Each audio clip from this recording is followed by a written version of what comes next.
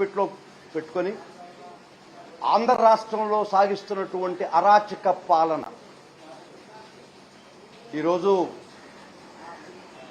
ఒక్క సాదృశ్యం మొన్న చూసుంటారు. కొమ్మినేని శ్రీనివాసరావు గారు ఆ కేఎస్ఆర్ లైవ్ షోలో వారు ఆ లైవ్ షో కండక్ట్ చేసేదానికి వారి మీద వేట చేసి బంధించి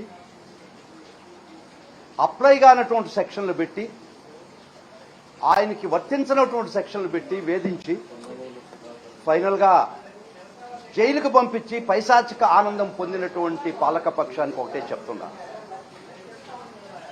ధర్మం న్యాయం ఖచ్చితంగా ఎక్కడో ఒక దగ్గర గెలుస్తుంది. ఒక్క మాట చెప్తున్నాను, ఇదే విధంగా బ్రిటిష్ పార్లమెంట్లో చర్చలు సెకండ్ వరల్డ్ వార్ జరుగుతుండగా చర్చలను కొసిలేస్తారు. యు ఆర్ లూజింగ్, మీరు సెకండ్ వరల్డ్ వార్ యుద్ధానికి ఇంగ్లాండ్ని పురిగొల్పారు, నేల మీద ఓడిపోతున్నాం, గాలిలో ఓడిపోతున్నాం, సముద్రం మీద ఓడిపోతున్నాం అని క్వశ్చన్ వేస్తే పార్లమెంటేరియన్స్ చర్చిల్ గారు ఒక సమాధానం చెప్తాడు, yes we lose on the ground, we lose on the water, we lose in the air, but we will win in the heaven అని చెప్తాడు.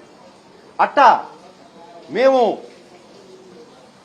ఒక్కొక్క దగ్గర ఓడిపోతున్నా కూడా మొక్కవోని ధైర్యంతో ఈరోజు సుప్రీంకోర్టుకు తీసుకొచ్చినటువంటి వైనం, కింద కోర్టులో న్యాయం జరగనటువంటి పరిస్థితి, 3 సంవత్సరాల లోపల శిక్ష ఉండేదాని ప్రతి అఫెన్స్కి 35(3) BNSS ఇవ్వాలి, 41A CRPC ప్రకారం ఇవ్వాలి.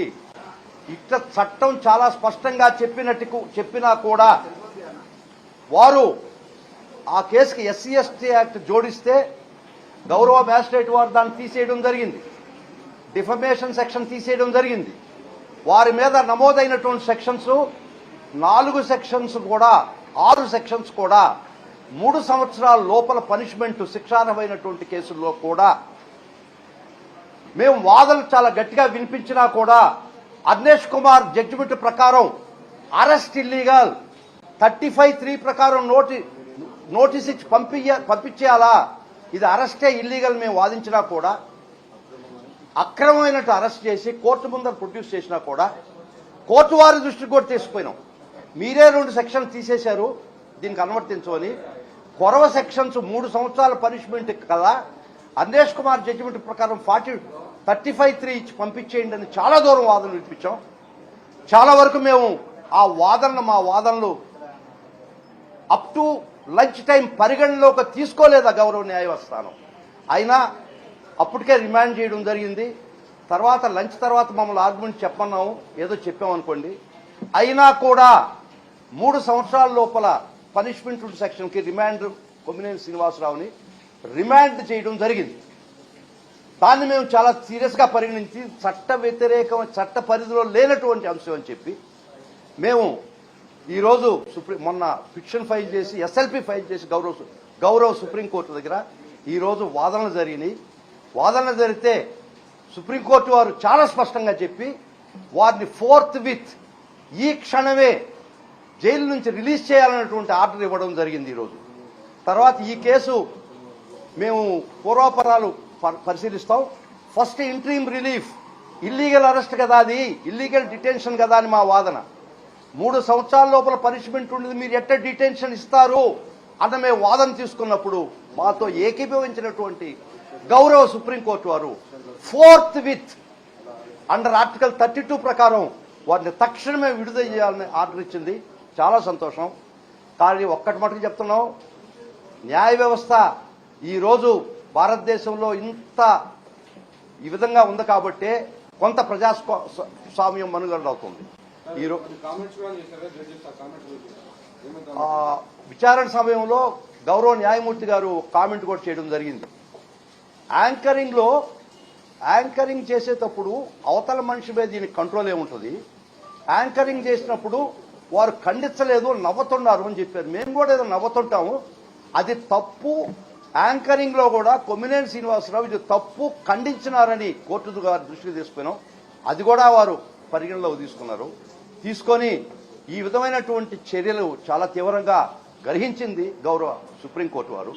కానీ ఒక్కటే చెప్తున్నాం, మీరు ఆ రాష్ట్రంలో ఏ కేసైనా పెట్టి 3 సంవత్సరాల లోపల పనిష్మెంట్ ఉన్నా కూడా మీరు రిమాండ్ చేయించి కలిచారు.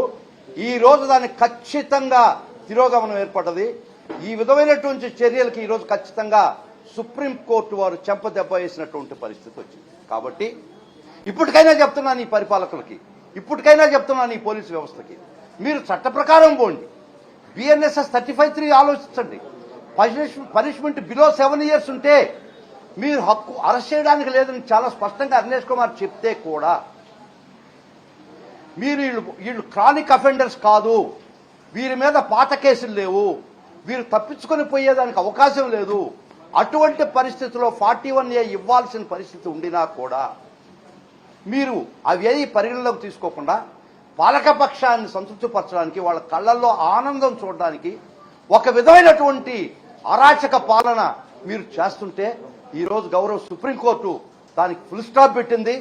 అందుకనే దీనికి ఎక్కడో ఒక దగ్గర ఫుల్ స్టాప్ పెట్టించాలా, దీనికి ఎక్కడో ఒక దగ్గర చరమగీతం పాటించాలనేటువంటి పట్టుదలతో జగన్మోహన్ రెడ్డి గారు ఇచ్చినటువంటి మాకు స్ఫూర్తితో మేము ఇంత దూరం వచ్చి పోరాడడం ఈరోజు మేము గెలిచాం.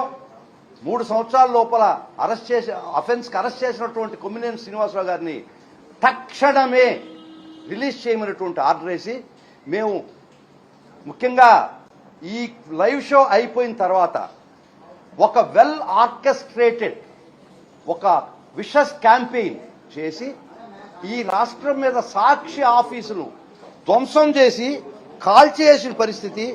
సాక్షి ఆఫీసులు మొత్తం మీకు లిస్ట్ ఇస్తాను, ఫోటోలు చూపిస్తాను. ఇదే ధర్మమా అని అడుగుతుండా.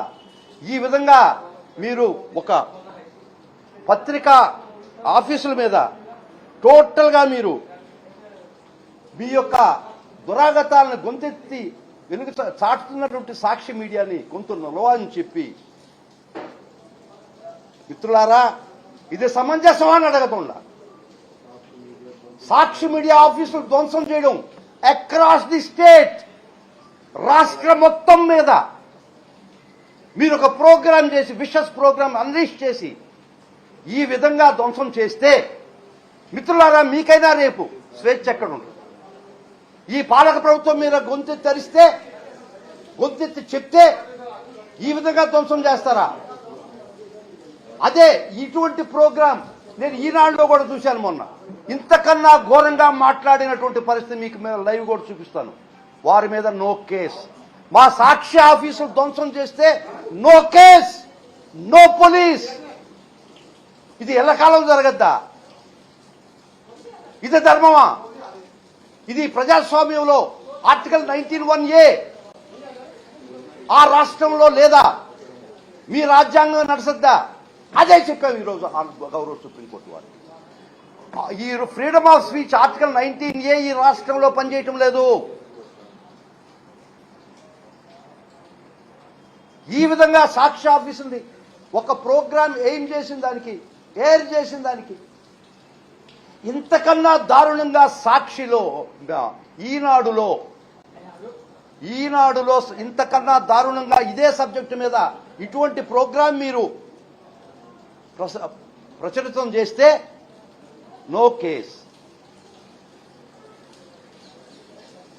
ఈ విధమైనటువంటి దుర్మార్గాలు ఖచ్చితంగా అడ్డుపడతాం. న్యాయ వ్యవస్థ దృష్టి తీసుకుపోతాం. ఎక్కడ న్యాయం జరగకపోయినా అంచెలంచెలుగా ఫైనల్గా గౌరవ సుప్రీంకోర్టు గారు ఉంది, వాళ్ళు ఖచ్చితంగా ఈ అరాచకాలను అడ్డుకట్టేస్తారని మేము భావిస్తున్నాం.